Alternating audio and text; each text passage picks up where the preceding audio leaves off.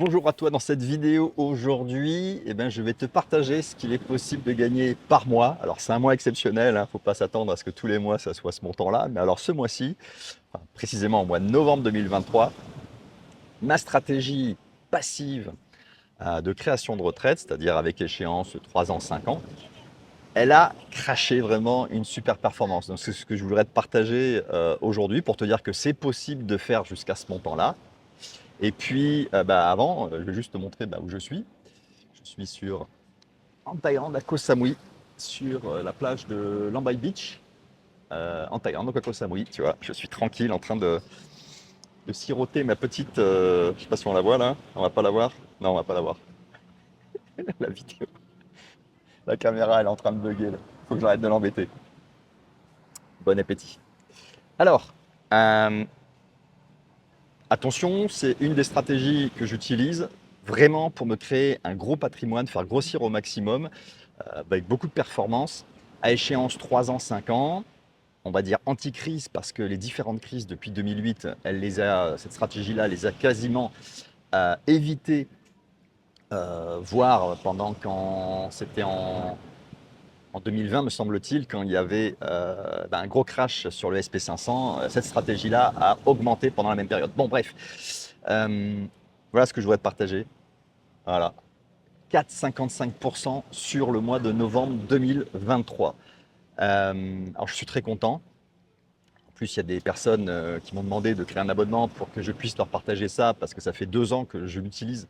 Et tu vois, sur l'année 2023, en US dollars, sans les frais, hein, là je te montre brut, je ne sais pas dans quelle zone monétaire tu es, et je ne sais pas quel est ton broker. Donc on va dire, on a enlevé tout ça, et on voit que tout est en vert ce mois-ci. C'est arrivé quelques fois dans l'histoire de cette stratégie. Mais oui, il est possible de gagner jusqu'à 4,55% par mois. Alors, je vais être honnête, les derniers mois, on a été en négatif, mais sur l'année 2023, pour l'instant, on est à plus de 9%, ce qui est plus que la rentabilité historique de la bourse de Paris depuis des décennies. Bon, ce que je voudrais te partager aussi, euh, c'est ça, c'est-à-dire, moi, ce qui m'intéresse, en fait, c'est pas de faire de l'ultra performance, c'est une stratégie qui me permet d'être le plus serein possible lorsqu'il y a un crash. Et là, ce que je suis en train de te montrer, c'est que tu voyais le dernier chiffre tout à l'heure, là, 1059%, l'avant-dernier chiffre depuis 2006. Regarde, ici, je ne sais pas si on va voir si on doit voir la souris. Tu vois, dans cette simulation, l'outil que j'utilise pour recalculer, avec cette stratégie, 10 000 euros investis en 2006, en janvier 2006, s'il n'y avait pas eu les frais, etc., on serait à 115 000 euros. Donc fois 11,5, ce qui est énorme. Le SP500 aurait fait x5. x5. C'est-à-dire que je suis à plus de 2 fois la performance du SP500. C'est ce qu'on appelle une stratégie performante. C'est pour ça que j'appelle PIC, le P de performance, le P de PIC. Et regarde ici, quand la crise des subprimes a fait chuter le SP500 il me semble, sur l'année 2008 de 33% sur l'année complète, et bien moi, ma stratégie, elle a été flat. Donc c'est ce que j'appelle une performance anti-crise. Quand il y a une crise ici, donc le rouge c'est le SP500, le bleu c'est la stratégie PIC, pourquoi est-ce que en 2023, fin 2023, je suis toujours en avance sur le SP500? J'en parlais hier avec un ami Jean-François là, qui m'a demandé de créer l'abonnement pour lui à l'origine.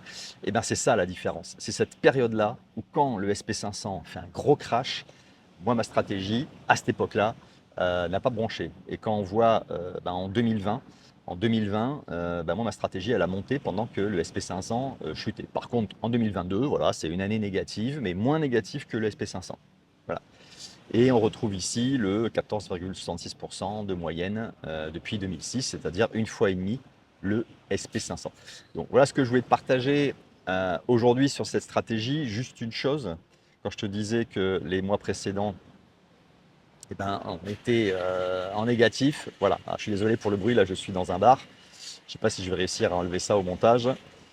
Voilà, donc on voit que le SP500 il a chuté aussi. Bon, c'est que, regarde, c'est quand même assez rouge ma stratégie depuis un an, plus d'un an, mais à la fin je suis à plus 9% sur 2023. C'est ça que je voulais te montrer. Et puis ici, annual return, on voit ici que le SP500 il a fait depuis 2016 3 chutes respectives et la stratégie que j'ai développée, voilà, la stratégie PIC, eh ben, il y a juste une année négative. Toutes les autres ont été positives.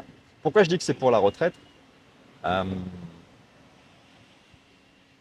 Parce que je ne peux pas escompter. Dis-moi ce que tu en penses, hein. Est-ce que tu as des stratégies type All Weather de Ray Dalio, où je me suis rétamé l'an dernier, stratégie, toi, des portefeuilles, ce qu'on appelle passifs.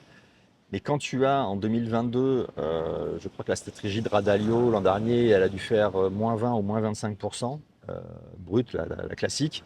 Quand tu te prends moins 22%, moins 25% sur une année, je peux dire que tu n'es vraiment pas à l'aise sur d'aller retirer de l'argent pour financer ton quotidien. C'est pour ça que je suis en train de développer, je suis en train de tester des investissements euh, qui vont me créer un second revenu. C'est-à-dire que vraiment, je veux me créer un loyer. Alors, ça sera un peu de l'immobilier, un peu des investissements autres. En tout cas, je t'en parlerai dans les prochaines vidéos. Si si cette, attends, je reviens ici. Si cette stratégie t'intéresse, je te laisse un lien juste en dessous qui te présente tout le détail. Et si tu veux la suivre, tu trouveras un lien pour pouvoir la commander. En tout cas, pense à t'abonner parce que je compte réactiver cette chaîne YouTube en te partageant le plus possible cette deuxième stratégie que je suis en train de mettre en place parce que justement l'apprentissage de 2022, parce que cette stratégie et d'autres stratégies que j'applique finalement m'ont pas mis à l'aise sur l'année 2022. L'année 2023 ça va, tu vois que c'est quand même agréable. Euh, mais j'ai bien compris que si je voulais vivre de mon patrimoine, il fallait que je crée vraiment ce que j'appelle un second revenu. Pas de la spéculation qui, dans l'immobilier, je peux faire x2 de temps en temps sur un investissement immobilier, enfin sur une rénovation, je peux faire x2 sur des cryptos, mais je peux faire aussi diviser par deux sur les cryptos. Dis-moi ce que tu en penses. Comment toi tu veux développer ton patrimoine à long terme? Quelle est ta réflexion? On est là pour échanger. Je te dis à la prochaine fois. Pense à t'abonner.